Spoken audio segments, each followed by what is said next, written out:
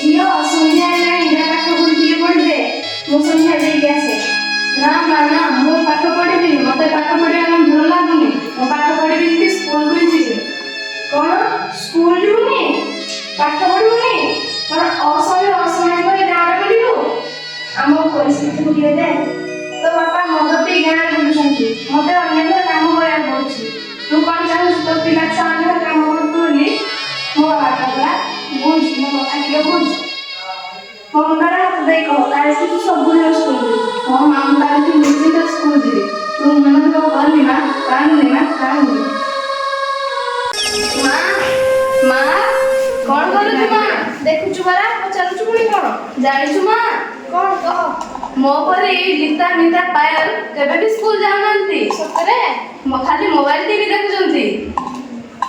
ହଉ ମୁଁ ଆଜିଠୁ ବି ଯାଉଛି, ତାକୁ ମାନଙ୍କୁ ବୁଝାଇବି, ସେମାନେ ବି ମୋ ସହିତ ସ୍କୁଲ ଯିବେ। ରହ କଣ ଦିଟା ବାଟି ନା ନା ମୁଁ ଆସିଲେ ଖାଇବି। ମିତା ପାୟଲ କୁଆଡେ